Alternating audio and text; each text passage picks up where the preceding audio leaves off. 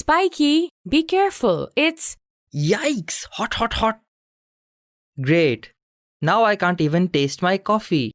If you just listened to me, you wouldn't have burnt your tongue and taste buds. It's okay. I don't think my tongue is that important anyway. Are you sure? You can't taste without your tongue, and what's more, you can't even talk without your tongue. Go on, try saying, I love science, without moving your tongue. Ugh. You're right. It seems like I still need my tongue after all. Good choice. Let's define what a tongue is. The tongue is a muscular organ that helps us taste food or feel its texture. It also helps us pronounce words while we talk. I can't taste food properly now that I've burned my tongue. Why is this happening? First, please tell me how we can taste something. So, as soon as we take a bite of food, all its sensory information is quickly sorted out by the 10,000 or so taste buds covering our tongue, mouth, and upper throat. See these little projections that make your tongue kind of rough? Yes, they are taste buds. No, they are papillae. You can actually see them if you look at your tongue in the mirror. But then, where are the taste buds? Taste buds are packed deep down in your papillae. Each taste bud has 50 to 100 taste receptor cells, which register and respond to different molecules in your food. These receptor cells are of two major types. The first type is gustatory, or the kind that actually does the tasting. The second type is basal, which are cells that replace the gustatory cells after you burn them. Spiky burnt his gustatory cells after drinking a hot cup of coffee. Basal cells replace the gustatory cells every week or so, which is why even a badly burned tongue will start healing after a couple of days. Every gustatory cell has thread-like protrusions called gustatory hair. These are present in a taste pore, which is a small hole covering the taste bud. In order to taste any food items such as coffee or cake, the food chemicals must first dissolve in saliva. This will cause the food chemicals to diffuse through the taste pores and bind to receptors on the gustatory cells, thus triggering taste signals.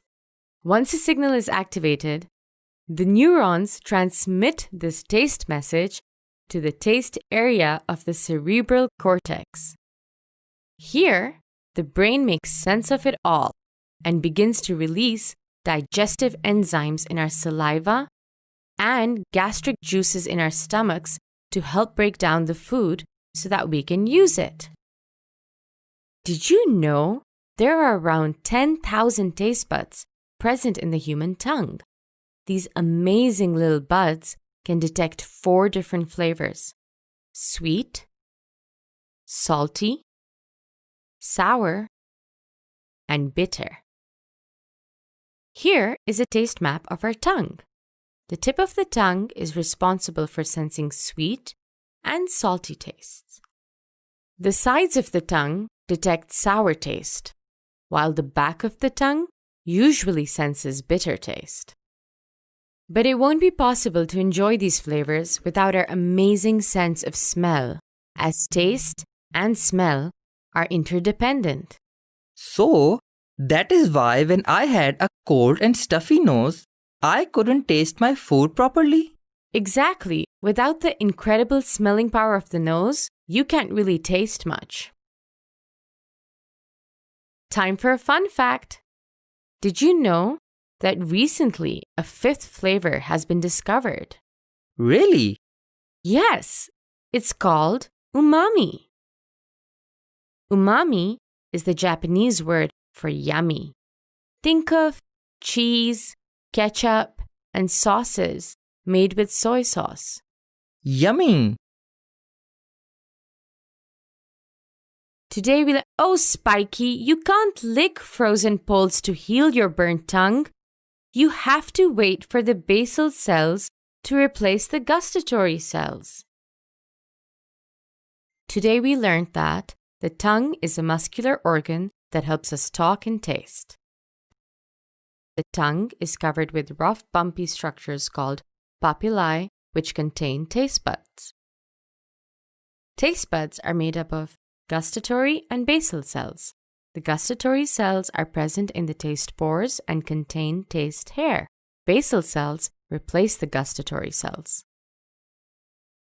Once the food particles dissolve in the saliva and touch the gustatory hair, signals are produced and transmitted to the taste cortex in the brain, thus giving the sensation of taste.